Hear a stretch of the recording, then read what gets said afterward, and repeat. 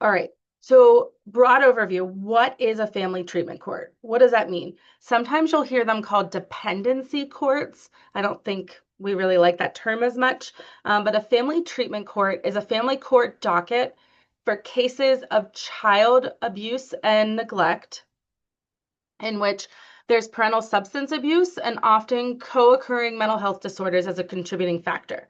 So these are parents who are involved with child welfare in a child abuse and neglect case. They also have substance use issues and likely some mental health issues.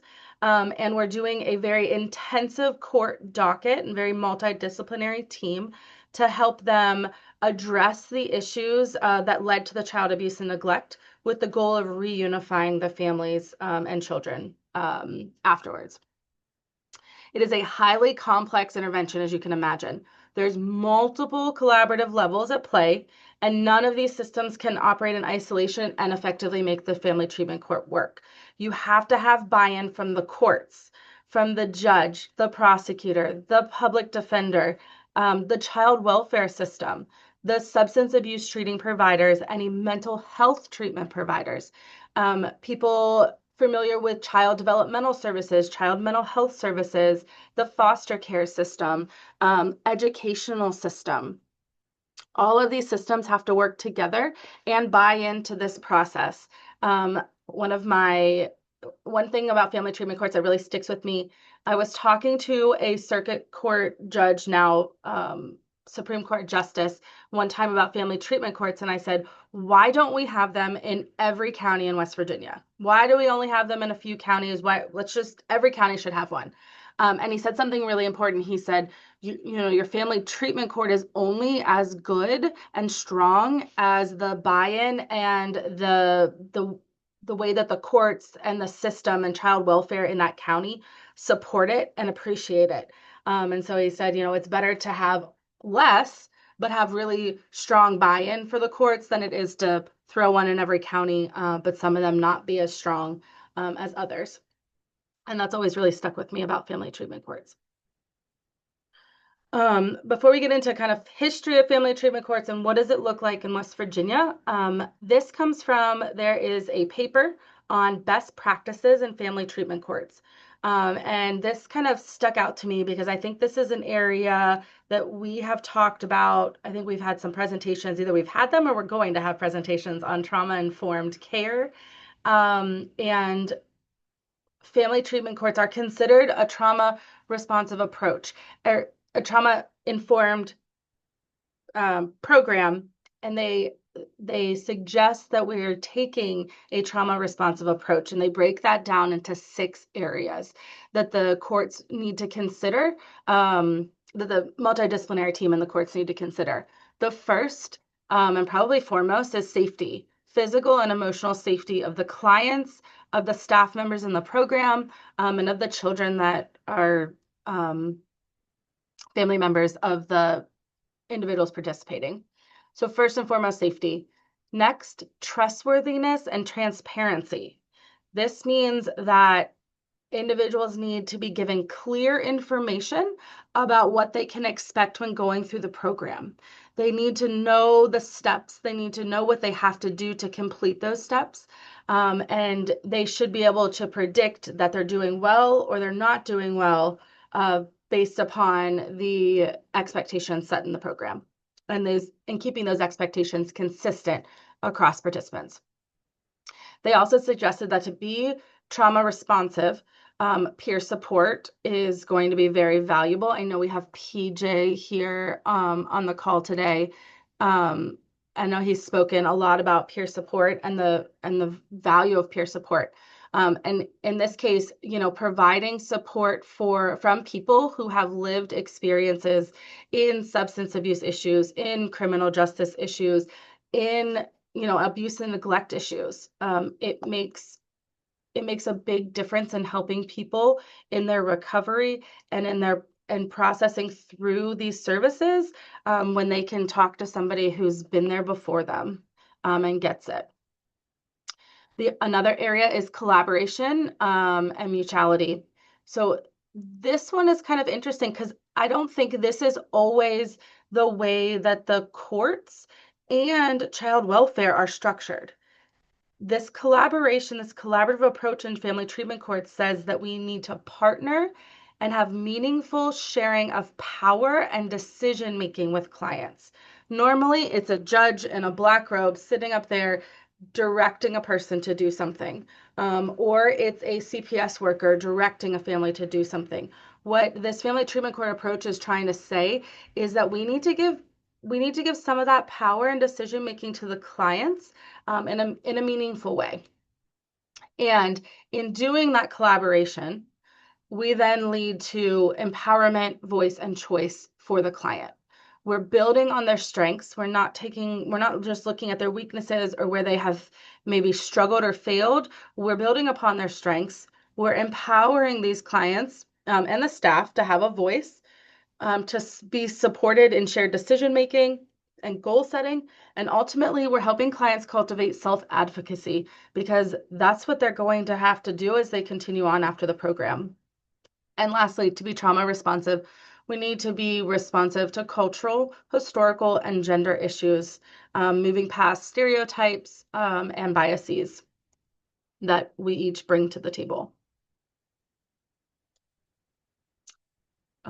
This is a history of family treatment courts in general, not West Virginia.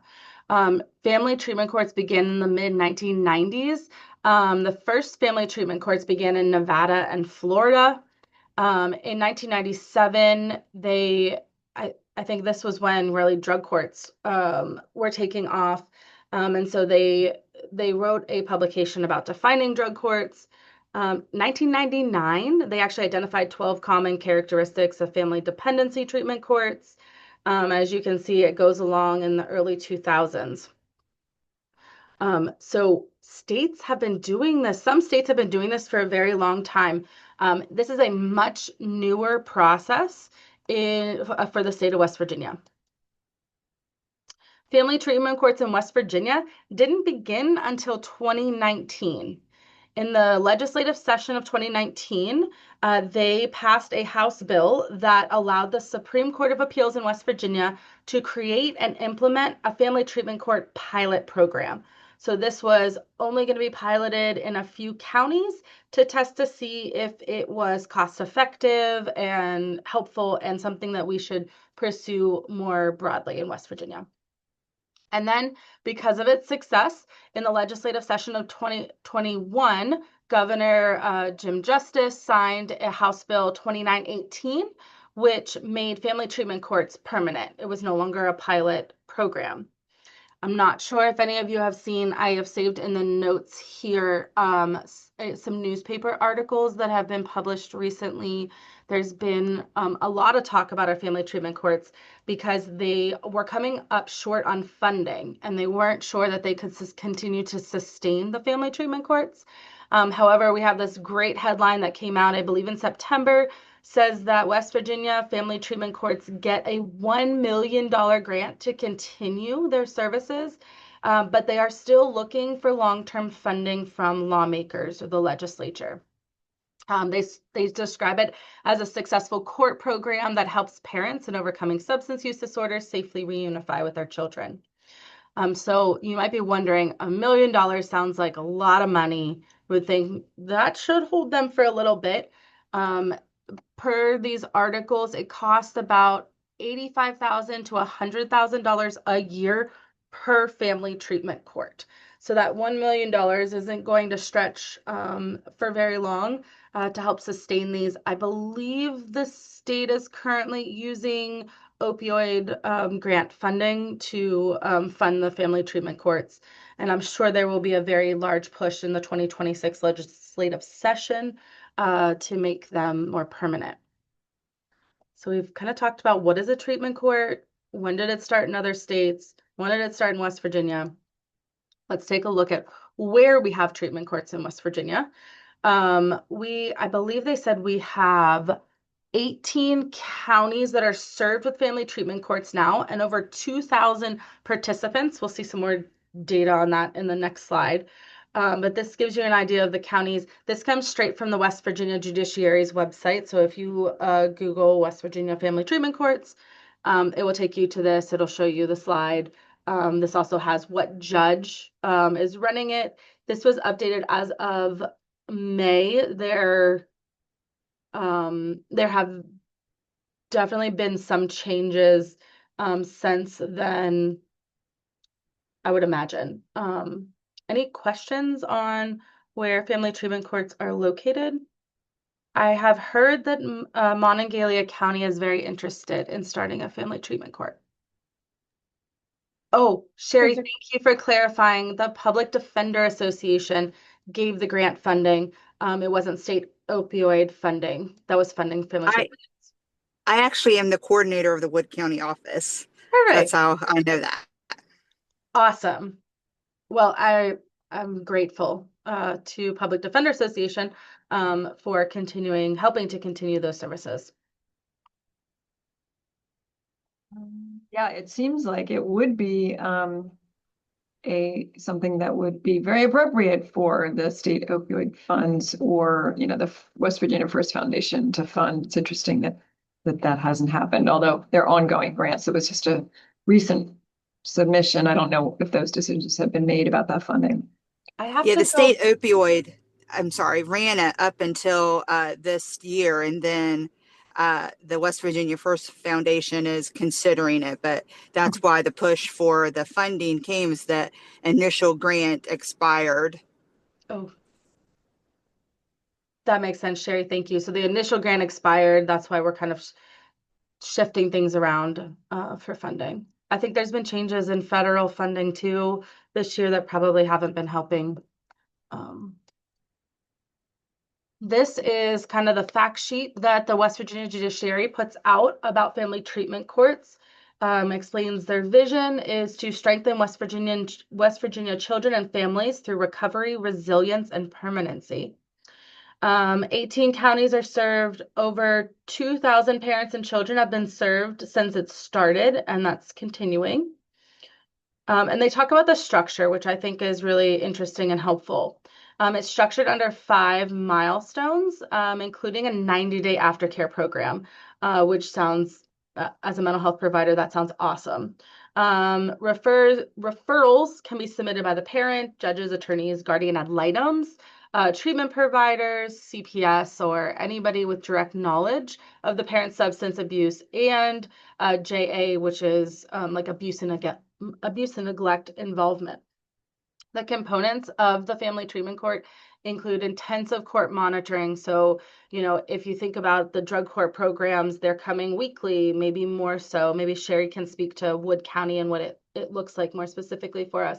Intensive court monitoring, frequent random and observed drug testing, regular case management, individualized case planning and substance abuse treatment, frequent court appearances, and frequent parenting time. And so they say the individuals have to be active child abuse or neglect proceeding in the circuit court, adjudicated as an abusing or neglectful parent, granted a post-adjudicatory improvement period, and meet the clinical criteria for a substance use disorder. So this group here probably isn't asking the question of why should we fund family treatment courts, but I'm going to give you some statistics as to why we should anyways. So why continue family treatment courts? These statistics are West Virginia only. In West Virginia, our family treatment courts since the 2019 pilot program have lowered the time in foster care for children of participating parents from 18 months down to 10 months. That's incredible. An 8-month difference. Kids are getting home to their parents 8 months sooner when using family treatment courts. It's also saved the state of West Virginia $7 million in foster care subsidy payments, probably because we're getting 8 months shorter. We're not having to keep children in care as long. That's foster care and kinship care, I should say. And as of 2025, I know they talked about 2,000 in the other slide, but specifically as of July, family treatment courts in West Virginia had served 635 parents and 887 children that had been removed from the home. Their programs had graduated 280 participants, with 418 children reunified with their families. So in in a situation where our state is really struggling with the foster care system and being able to sustain it, the fact that we could save the state $7 million and reduce children's time in foster care sounds like a huge plus to me.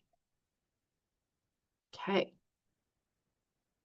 That's what I've got for you today on family treatment courts. Does anybody have any stories or cases? Sherry, would you have any interest in telling us a little bit about Wood County's family treatment court?